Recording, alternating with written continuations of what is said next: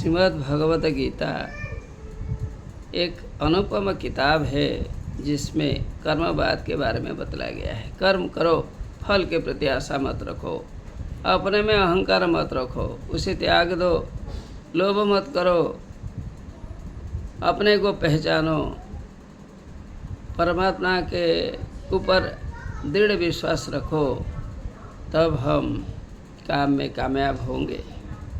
ये सभी धर्म की भाषा है, सिर्फ हमारे भारत की भाषा नहीं कि सनातन धर्म की भाषा नहीं। पहले सभी लोग कर्म करते हैं, कर्म से पहले भी ज्ञान की आवश्यकता है। यदि हमारे पास ज्ञान है तो हम उचित कर्म कर पाएंगे।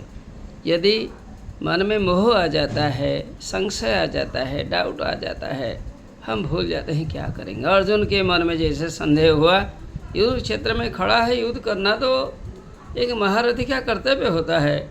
फिर श्री कृष्ण के चरणों पर शरणाश्रित होकर वह कह रहा है, अब चरणाश्रित नहीं हुआ है, होगा।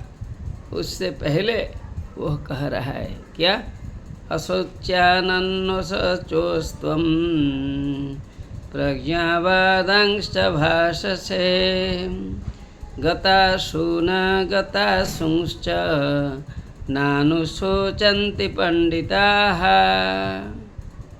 पंडित लोग कभी दुख नहीं करते हैं कोई मर गया है या कोई जिंदा है। वे वर्तमान पर काम करते हैं, मरे हुए लोगों के बारे में नहीं सोचते हैं, वो जो जीवित है उनके बारे में नहीं सोचते हैं। तो क्या सोचते हैं? वो अपने कर्तव्य के बारे में सोचते हैं।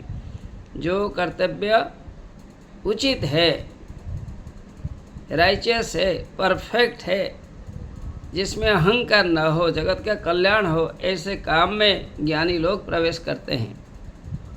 अशोच्यानन्न शोचः त्वं, त्वं अर्थात तुम अर्जुन, हे अर्जुन, जिसके बारे में अशोच्यः न स्वच्यः, जिस पर सोचना नहीं करना चाहिए, दुख नहीं करना चाहिए, उसके बारे में दुख करते हो। अर्थात युद्ध क्षेत्र में आए हो और पूछ रहे हो क्या करेंगे। क्या यही मूर्खता नहीं है तुम्हारा? छोड़ दो, अभी कर्म किया करो। अस्वच्यः, जिनके बारे में सोचना नहीं चाहिए, अर्थात जो मरे हुए हैं, जो मरे नहीं, कभी भी मरेंगे, जो जन्म है मरेगा, इसके बारे में तुम्हें सोचना नहीं चाहिए। प्रज्ञावादांश्च भाषसे, अरे अर्जुन, आप तो विद्वान जैसे कहते हो, बड़ी बड़ी बातें करते हो। कैसे? गतासून अगतासूंश्च न अनुशोचन्ति पंडिताः। तुम विद्वान जैसे काम करते हो, लेकिन सुनो विद्वान लोगों की क्या परिभाषा है। गतासून अगतासूंश्च, जो मरे हुए हैं, जो मरने वाले हैं, इनके बारे में पंडित नहीं सोचते हैं। अर्थात पंडित क्या सोचते हैं?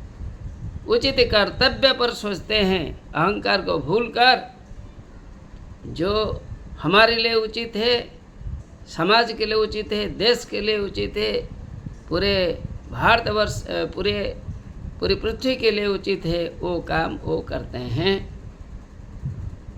यह श्लोक जरूर एक अच्छा श्लोक है। 11वां श्लोक है सांख्य योग में। सांख्य मतलब ज्ञान। यह ज्ञान के बारे में बतलाता है, अर्थात ज्ञान प्राप्त करो। किसका ज्ञान प्राप्त करो? हम एक इंडिविजुअल है, we are an individual, we are the spark of divinity. हमारा कुछ पावर नहीं है, we are empowered by Lord Krishna, Vishnu etcetera. जो भी आप परमात्मा सोचते हो, परमात्मा से हम बलियान है। अशोच्य अनुशोचः त्वं, जिसके बारे में सोचना नहीं चाहिए, आदमी के जीवन के बारे में उसे नहीं सोचना चाहिए। विद्वान के जैसा आचरण करना हमें चाहिए, कभी दुख नहीं करना चाहिए। यही है उचित कर्म। पंडित के जैसे मन में उचित चिंता रखो, अहंकार मन में मत रखो, छोटी छोटी चीज़ों पर अपने को खो मत देना। अर्थात अहंकार में आकर जो कर्तव्य है, कर्तव्य करने में तो कोई मरेंगे कोई जिएंगे। इसका मतलब क्या? एक योद्धा, हम लोग सब कुरुक्षेत्र में, ये कर्तव्य रूपा जो कुरुक्षेत्र है, शरीर कर्तव्य का क्षेत्र है, यही धर्म क्षेत्र है, यही कर्तव्य के क्षेत्र में, in the field of work we should not forget it, we should not forget our work. In the field of work we should not have any egoism in our mind. We should be very brave, we should be very intelligent.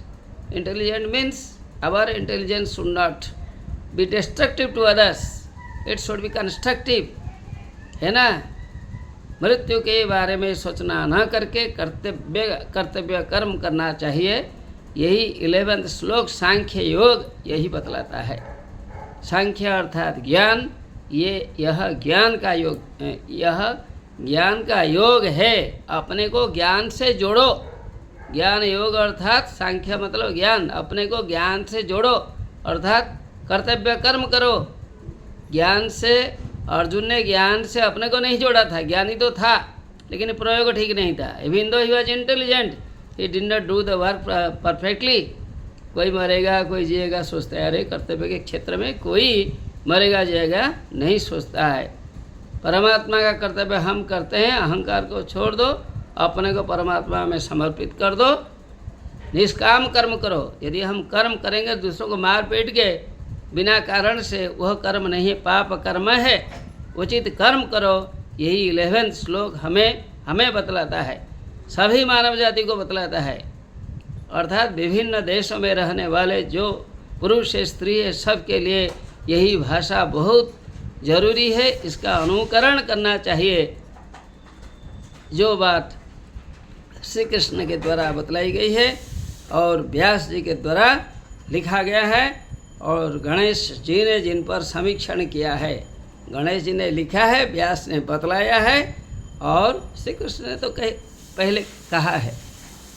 Shri Krishna के द्वारा कहा गया, गणेश के द्वारा समीक्षण किया गया. क्योंकि व्यास जो कहते हैं मनमनी गणेश नहीं लिखेंगे, समीक्षा करके लिखते थे. व्यास बतलाते, गणेश पहले श्री कृष्ण ने कहा और श्री कृष्ण की कही गई बात को व्यास ने सुन लिया था. और व्यास विद्वान है, विद्वान लोगों को जानकारी होती है और उसने गणेश के तत्वावधान से यह महाभारत जो भगवत गीता लिखा, जो कि महाभारत का एक अंश है. भगवत गीता में 700 श्लोक हैं और महाभारत में 1 लाख श्लोक हैं. यदि 1 लाख श्लोक एक क्या होगा, एक सुंदर पुष्प होगा, उनमें केसर रूप में अर्थात मिडिल पॉइंट अट्रैक्टिव पोर्शन के रूप में भगवद गीता जरूर शोभा पाएगी, इसमें कोई संदेह नहीं है. धन्यवाद, नमस्कार, जय श्री कृष्ण.